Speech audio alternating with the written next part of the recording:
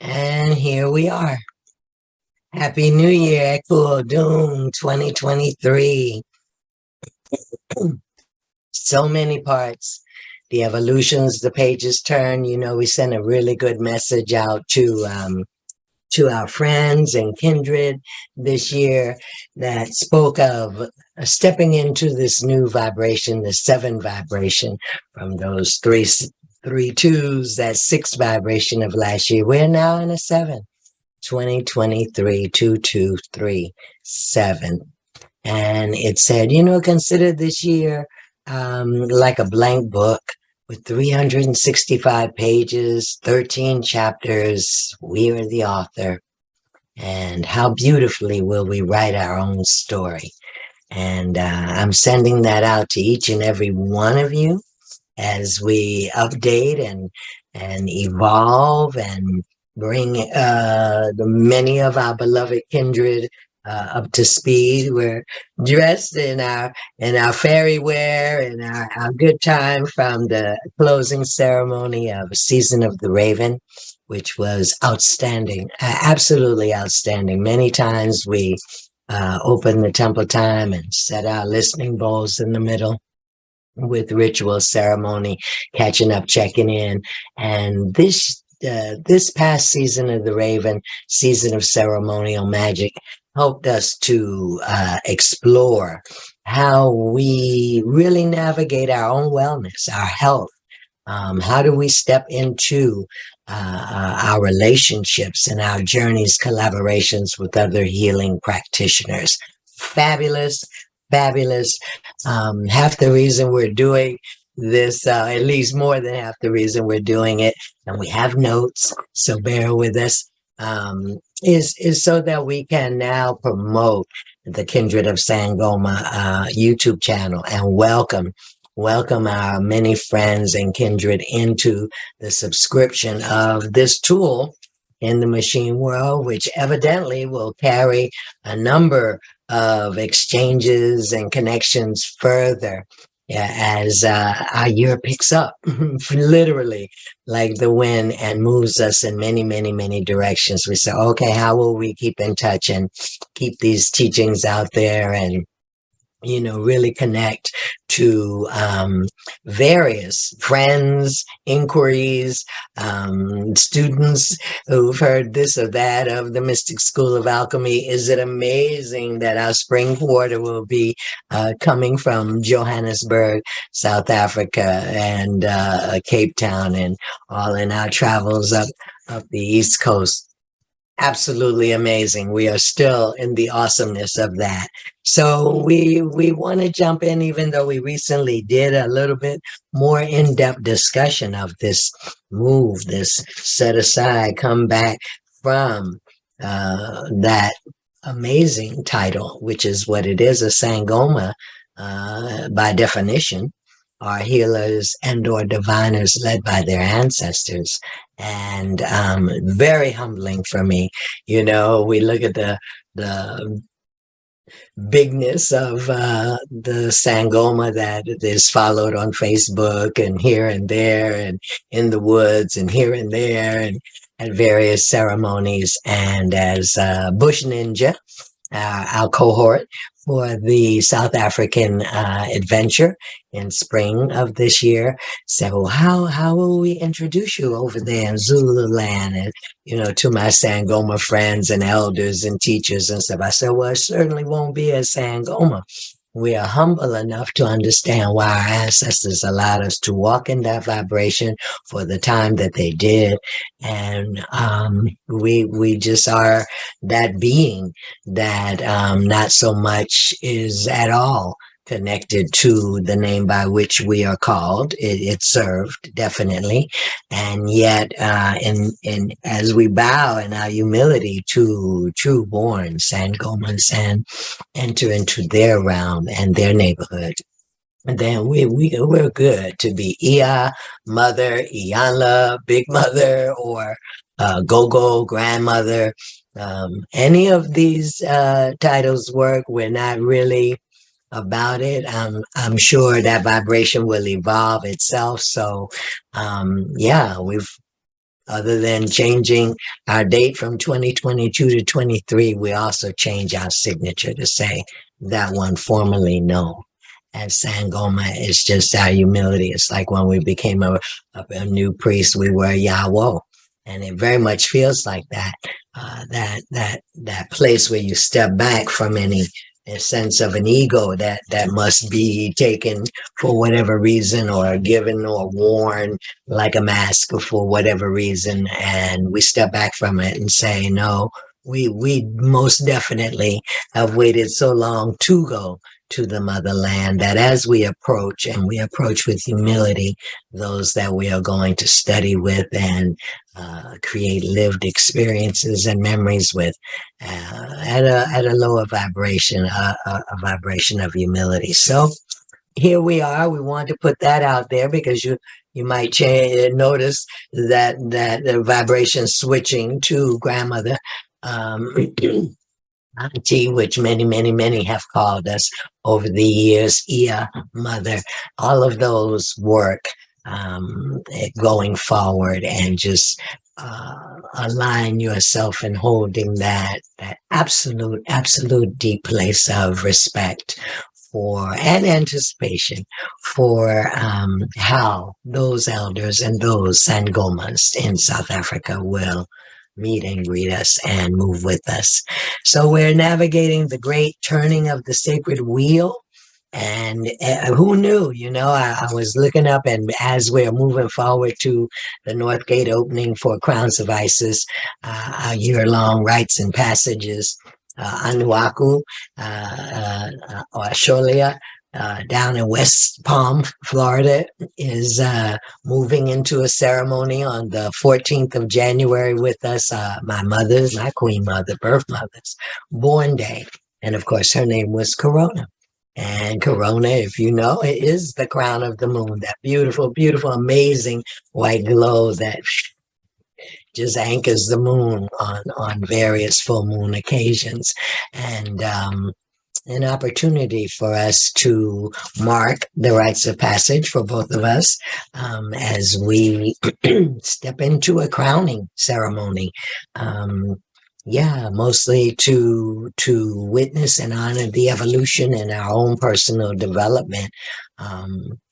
Again, much like funerals are for the living and not the dead, crowns for me are about how we wear them and how we move in them, rather than the showy thing for other people. It's not, for me, it's not really about showy for other people. It's about what responsibilities and what maturity, what wisdom am I moving and walking and sitting in now. So that's coming up, our first sweat lodge of this new year down on the compound in Anago that weekend. I believe it's the 13th through the 15th. We're excited about it. And if you want information, do write to us. We have a number of women that are coming, not too many, nice, small, intimate group so far. But if you would like to be present and enter into that ceremony of purification as we move into the year, always write to us at kindredofsangoma@gmail.com. So we were looking up, because this rites of passage is based on really the 13 original clan mothers. We started there in 13 because the moon is new and full 13 times a year in 28-day cycles. And so as we were opening the prayer book the other night, and it must have been right on that time, we were on the 29th day of December. And if you ever wonder, well, where is that 13th lunation? Because of course our calendars in these parts only go 12 months. And so that is on the 29th day of December, because, women's bodies move every 28 days. The moon moves every 28 days. And so therefore then these 28 days from the 29th of December into January becomes her vision that which we have placed in our intentions, our prayers, our actions, our words, our dream time have all now stirred in the cauldron, in that great turning of the wheel seasonally, internally, externally, to bring us into becomes her vision. And who are we in the becoming of?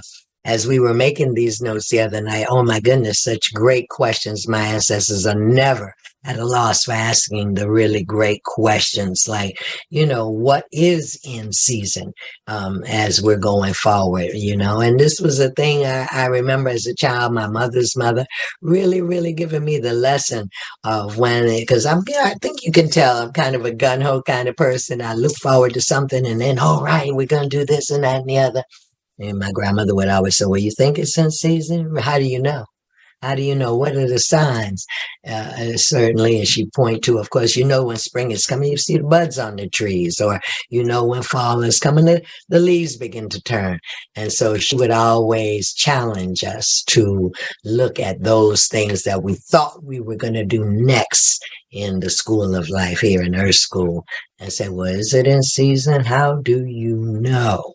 And what's not in season? What have you lived through to know that that season is complete, that is in transition? So we depend upon the 7 directions, our own personal medicine wheels, the shields by, northeast, east shield, southeast shield. As we move around, what are the lenses we're looking through? Is the glass half empty or half full? And, that North Star points us in the direction that we're going, and it also embodies anything that needs to be composted at this point, or the next point, or the next point that might be standing in the way of our empowerment. So we're looking forward to that very much, to the becoming, that 13th lunation. During that way, for those of you who don't know, I posted enough though. Many have asked, they said, well, what are your signs and wonders? What are you watching? Of course, as a starseed, we're always watching the night sky. We're watching all things. We're watching the manner of the weather and the climate change and global warming. Are you paying attention to what's really going on as the Earth Mother moves through these particular evolutions, bringing us into 2023? So some of those that we look at and we recommend to you, for sure, Linda G, Comanche Psychic, Pam Gregory, Molly McCord, Hogarth Astrology, nice Brit brother. We love him. Soul Sisters, Iyanla Van Zandt, Carolyn Mace, just to name a few that we watch. And we're moving, as we said, with keys this year and swords for earrings, and just watching our increase of bathing and purification, remembering to wash off all of these parts that are crumbling and falling, and debris flying from the tower, falling from this time of the turn of the wheel, when certain old systems are falling apart, breaking down. And those who know, and those that are just wondering and they are in the midst of waking up to their authentic true selves, then they can be flinging off a lot of emotional debris that lights and those of us open Pisces, those sponges that soak it up. We have to pay attention. I believe that's why the season of the Raven concentrated so much on our wellness. What are our tools? Who are our healing practitioners? Why do we believe them? What do we invest in energetically for our own wellness, our own responsibility to this body avatar, and how it moves through, and what it's able, the emotional body, the mental body, what we're able to really move through, process, integrate, and keep it moving, as we got the Dancer Black Angel card here this evening. So let's see, yes, a little bit about the 7 year, 7 days of the week, 7 planets, 7 holy sacraments, 7 deadly sins, 7, 7, seven, the vision of seven. We were slowed in our stillness, that vibration of six, family, hearth, home, and whether yours was turned completely upside down, tornadoes, or emotionally or mentally, all of our houses and our homes and the center of our being, what we settle in. Where's that sanctuary? Where's that safe place? Yeah, it kind of came up and got question tossed about a little bit in order to prepare us for the seventh year of what will we see, what will our eyes see, what will our third eye see, what will we vision way ahead to see. Are we walking with the seer? We got her card. Yeah, in the closing ceremony of Mystic School of Alchemy, Season of the Raven, to say, this is a time when your intuition, have you been doing the work? Have you been slowing down in the process, embracing all of the elementals and our teachings from nature? Then, yeah, you should be definitely in a place of clarity. We were just sharing that. If you get a chance to look at the season, we will be putting it up on YouTube. That says, "Oh, clarity. You want more clarity? Well, what you do is you make a greater exploration of what your question is if you are seeking clarity." I thought that was just yummy, yummy, yummy, yummy, right? And so, when the answers show up for us and for that spiritual force that we can't resist, we recognize and embrace this personal shift, right? And in our personal destiny, we're just a year ahead of the world vibration of seven. Ours is an 8 that we move to as of February 26th. And if you turn that 8 sideways, then you have the symbol of infinity, how we put things out into the world. So all these years of waiting, and they say, oh yeah, now, was that prayer of Jabez, your territory shall expand, that you move internationally over to the homeland. We told you for years and years and years, when so many of our friends and associated allies were going, coming, going, coming. They said, no, it's not your time. You're not going for a week or two. You're going for a month or two. And that would be correct. So there's a lot of transitional parts. We feel like we're in a huge giveaway. One of the reasons that we'll be coming a little more often from the desktop and into the YouTube world is because I respected that about my elders. I sat at their knees just can I have more? Can I have more? And just in the humility that I understood on a certain level. Number one, I was learning what they had already even forgotten mostly, and that this was, an opportunity for us to have as a treasure for in our experience and our understanding, our overstanding, the parts that it was unacceptable for them to just take it to the grave and, oh my goodness.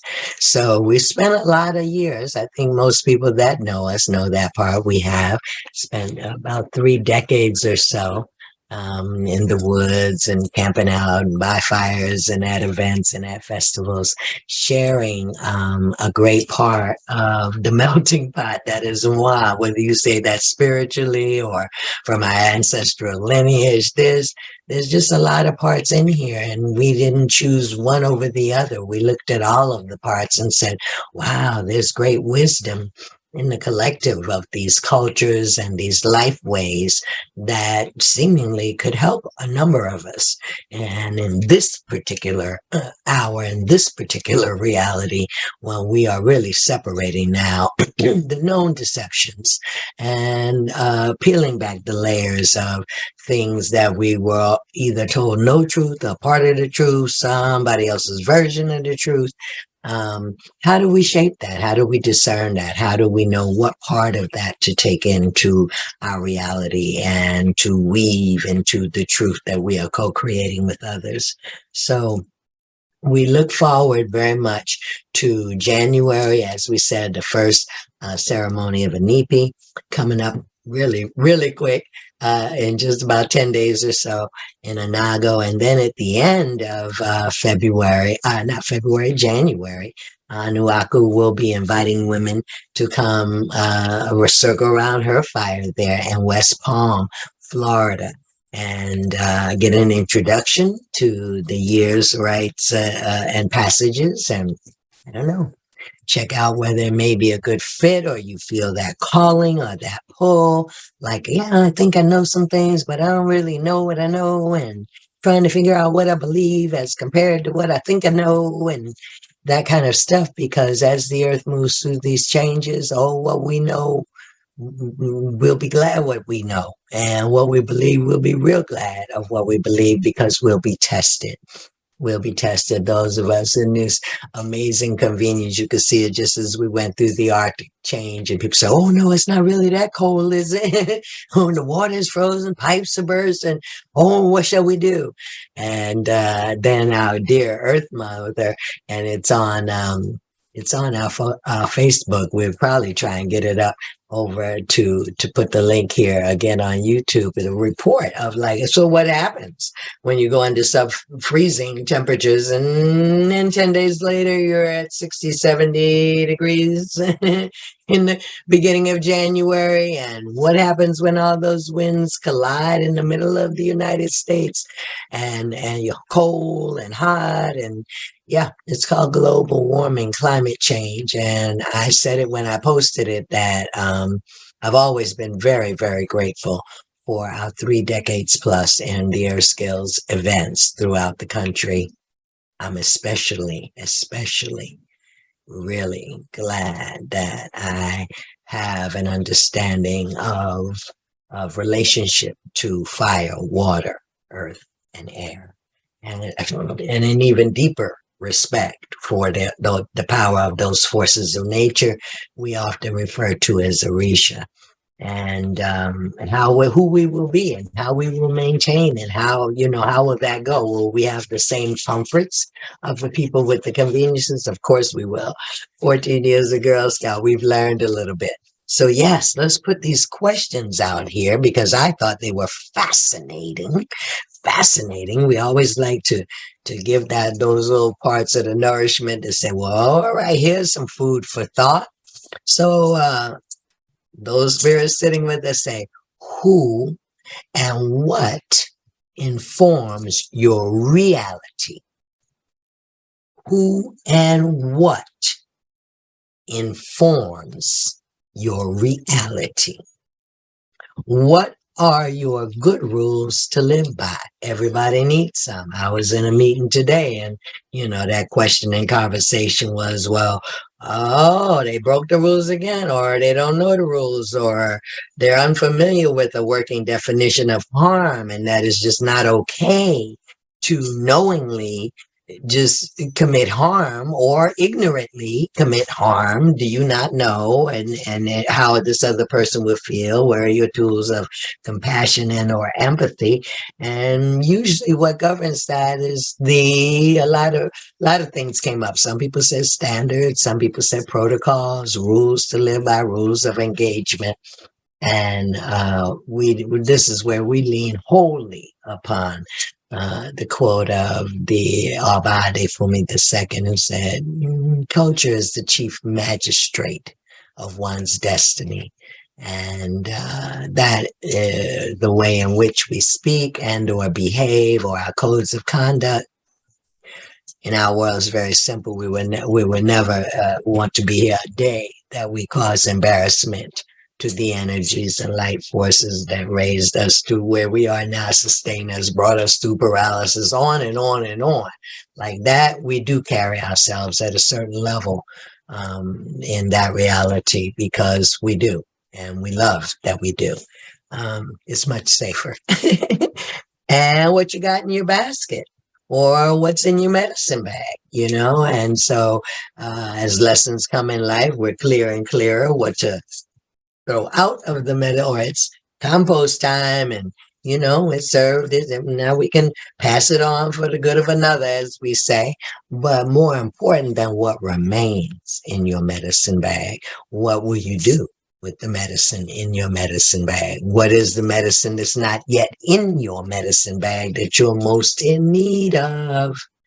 Yeah, as this healing process continues. And what does your spiritual appetite crave for? I thought that this was a very, very real question. I don't too much wonder. I know when I love incense, when I love altar tending, when I love sleeping by 528 megahertz a night so we can recharge all the cells in the body, when we love flute music. A beautiful sister Blanche, who just gifted us with an amazing oracle deck here from West Palm, and she has about 3 or 4 flutes, and just the healing medicine, or chimes. Just go out on the front porch and take a sound bath moment. And so, we can dig deep, pretty deep, into when do we stand on Himalayan salt in the shower, or get in the tub and we got some stone people in there for our groundedness. One thing I did get today, though, and I did it a little bit, is that we're going to have to be going a little bit more barefooted. This vibration of 7, they say, yep, those chakras and the soles of the feet need to touch on Mother Earth more, and just hold and feel that energy within the Great Mother. So those kinds of things that are good to be considered. Great questions. They say clarity comes if you can do a deeper exploration of the question you're asking. So there are a few of those questions, along with the 528 hertz for body restoration and rejuvenation. Sometimes we sleep by waves. Sometimes we sleep by rain, thunderstorms, underwater music. And so, yeah, it's not just a knocking out. We tend our dream time. We tend the way in which the cells rejuvenate themselves while the consciousness rests. So that is a wonderful thing that we pass along. And we also, as we said, want to try to get the word out to get folks subscribed to the Kindred of Sangoma. YouTube is just the best tool that we have as we step away from the title Sangoma and step away a little bit from the machine world, dive into a few of these books, which we've been promising for probably the last 5 years, actually get them in print, that we will carry with us as we travel. Again, that giveaway, as we've been just getting our house in order to be on the other side of the world for 3 months and going through things we've, of course, forgotten that we even had in here. Then we also consider energetically, emotionally, mentally. What is it that we can just give away because it's ours to give away? It was given to us freely, and then freely we pass it on. So there's a lot coming up in books we use as oracles, which is exciting. That's like always my thing. And we've got just amazing collection of Jaya John and again, the 13 original clan mothers. If you know me at all, well, I'm on my 4th copy of that. Just the Sacred Thing, and James Redfield works, the Celestine Prophecy, Secret of Shambhala, because these things, there's no new thing under the sun. These cycles and seasons that replay themselves to see what have we learned so far. They come and they evolve, and they come and they do 360s. And the more information that we take in, the less we wrestle emotionally or mentally, the more inner peace just wells up in us, because we have a sense of what we know. And we also have a great respect for the mystery. We get really clear on what we don't know yet, what we are still in the seeking and finding of. So that's pretty exciting. For those of you that even might consider coming along with us to South Africa, we'd love to have you. Bush Ninja, Alex Ho, and myself, we're going to meet up in Cape Town. I'm going to already be there in Johannesburg as of the beginning of March. But we're looking for maybe 9, 10 other folks that want to get in the van and camp out up the east coast of South Africa, walk with the elephants and visit bird sanctuaries and stand under amazing waterfalls and Table Mountain.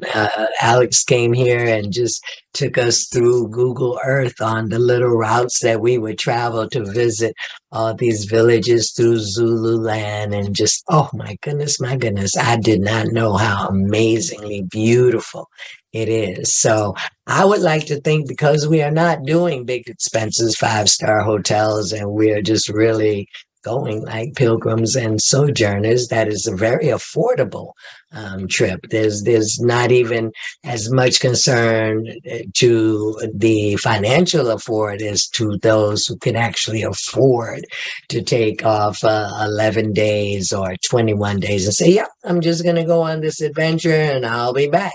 And so if you work for yourself or have that kind of opening in the springtime, it's basically there's a trip, a part of the trip that's 11 days out from the last weekend in March. And then there's one that's 21 days out. And that one is particularly tuned up for people that want to make it all the way up to that beautiful sacred mountain that inspired Lord of the Rings. Oh my gosh. And like right at the belly of that, there's this amazing labyrinth where we believe that there'll be that self-union wedding ceremony that's just going to be off the chain. And yes, is this going to be come back in pictures? It will, because that is what we are really raising money and energy and prayers for, that the wonderful videographers going with us and a few that are already over there, we will be able to compensate for them to put the story together and for whatever reasons, for the least of which would be my grandchildren and my great-grandchildren years from now to see, well, yeah, Grammy did this and this and this, and then she went to Africa. And so it's an amazing story. And we look forward to it. We look forward to that place where nature and ceremony and sunsets and sunrises tell the story. And probably there are less words. We'll see. I say that that's what comes in my dreams, is that for anything that I could try to express about that particular evolution, that from the little girl that I was, that remembers the different things in apartheid in South Africa and Stephen Biko and Nelson Mandela. So to actually now be arriving at the place to take that in, yeah, I'm pretty psyched, as they'd say. So that has a Facebook group, and you have to be invited. So again, the way to do that is to write to us at kindredsangoma@gmail.com and just say, hey, can I get an invite into that South African Adventure Facebook page, where you get a chance to look directly at some of the videos that Alex is sharing with us, so that you get an idea of some of the things and places we're going to go and what we're going to see, what we're up to. And you get updated, of course, on the information. Because there's all grown people in the room, we didn't feel like we needed to package anything. We felt like everybody could figure out, their plane ticket. And then when we get over there, we will pool our resources for the van and our stays in the various villages. So it's exciting. It just seems like a small word every time I even think about it. So yeah, that's a little bit of what's going on in the first quarter of our 2023. And we're going to try and do our best, as those previous years and vibrations would always see us, trying to figure it out between the phone and where we're driving to and where we're coming from, and can we really get the word out there. So there's much more of a beauty in the grace and ease in which we're moving through a number of evolutions this year. The shift has been really, really, really good.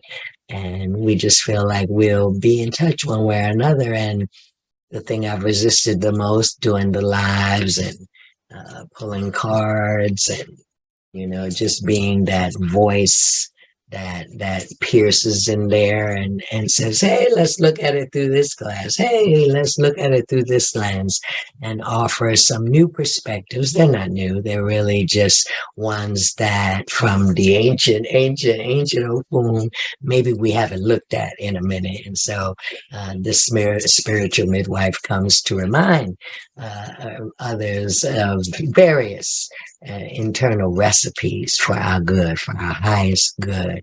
And that would always be our health, our wealth, and our wisdom. And to give others permission to constantly live unapologetically in sacred activism, because it's the activism of making all things sacred. And that which we hold dearest to our heart, it kind of goes in the same sentence with sacred. So, yeah, glad we didn't resist any longer. We promised we would do it. And then they're going to show us more and more and more about how to upload these little messages onto the YouTube channel. And I'm sure we'll see you again in a couple of weeks, maybe after that first Inipi and the coronation. And yeah, amazing. Yeah, so we love you much. We love you much. Wakanda forever.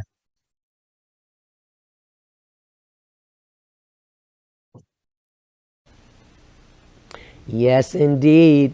We have to make the ropes of our relationship stronger. Know how I know? I am moving fast as the wind, and it's okay.